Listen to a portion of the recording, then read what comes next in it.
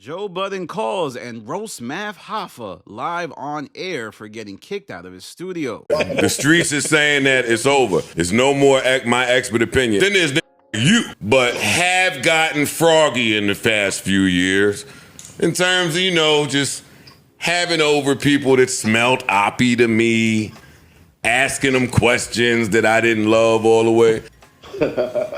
Yo, stay out them hallways, man. Yeah, on the last episode of the Joe Budden podcast, Joe took issue with Math and killed him for how he was, kicked out of his studio, and it revealed the underlying tension between the two men who have built prominent platforms in urban media. Now, the source of their tension was Joel and Crooked Eye, Saigon, Vlad, Hurricane Chris, D1, and Ransom all being guests on Math Hoffa's channel and taking shots at Joe.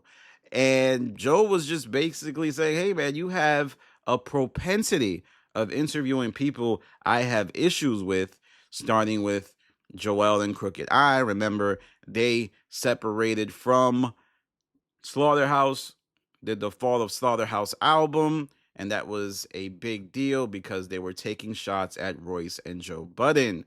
Then there was Saigon. Remember, Saigon and Joe Budden got into a famous rap beef. Well, not a famous rap beef. I'm bugging out. New York brain there taking over. But a rap beef where Saigon would diss Joe Budden's child at the time.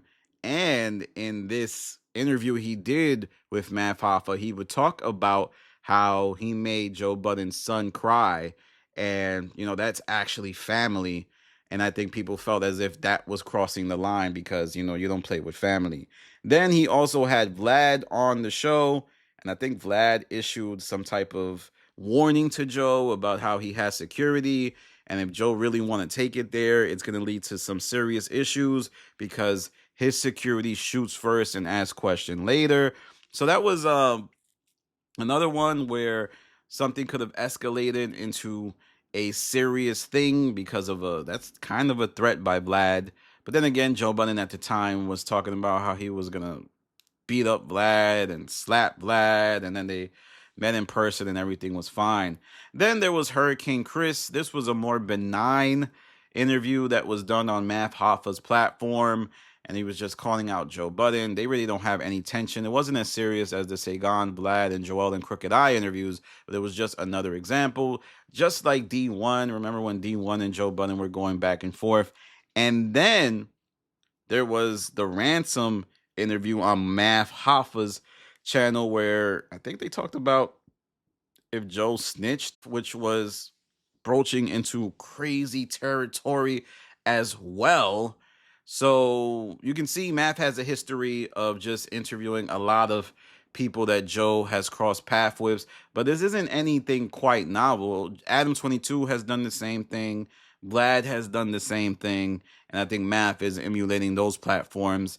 And at the end of the day, Math has to do what's best for his channel. And what's best for his channel is talking about Joe in terms of SEO, search engine optimization, which means you make content about the things people search for. And Joe Budden, as a result of him talking about other people, is one of the most searched people on, not one of the most, but, his name gets searched a lot. Like, Joe talks a lot about Drake.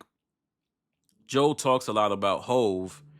And those types of commentaries he's done has made him a searchable name. And he's also a great entertainer and crashing out a lot. So that's why all of the people I mentioned, Vlad, Math, and Adam, do a lot of content about him because it works. People care about that subject. And further on into this phone call that Joe did live on air, they just start kind of roasting each other. Joe's making fun of Math for recording with the lights off in his studio. And then Math says a funny joke about, hey, stay out of hallways. And then Math and Joe end with a kind of peaceful moment. Joe saying that he wants Math to succeed. But if he doesn't, he's going to make fun of him viciously. Now, when the call ends, Flip and Joe kind of get into it. And Flip is like, yo, don't ever do something like that to me. Basically, Flip is saying, yo, don't ever try to embarrass me on air after a moment where it looks like I'm falling off or something is going terribly bad for me.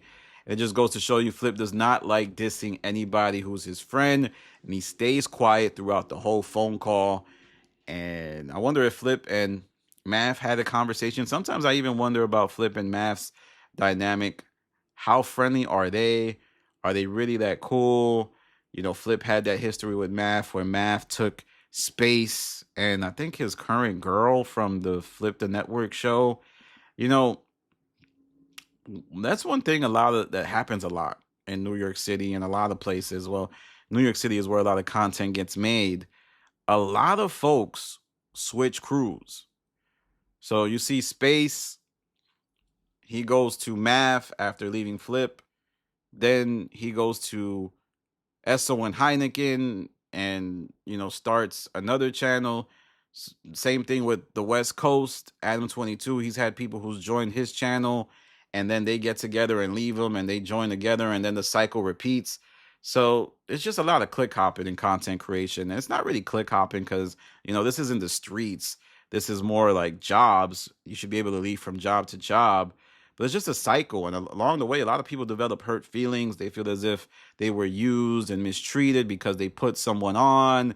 And then people don't feel like they're properly compensated. In the case of Space, who said that Math paid him $100 a month or something like that. But that's just something I want to point out is that a lot of the folks in urban media have cycled around, and that's led to a lot of tension, a lot of people talking about each other behind their back, people knowing about certain situations.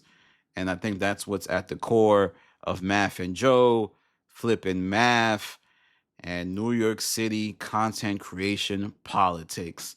But let me know what you think about the dynamic between Math and Joe.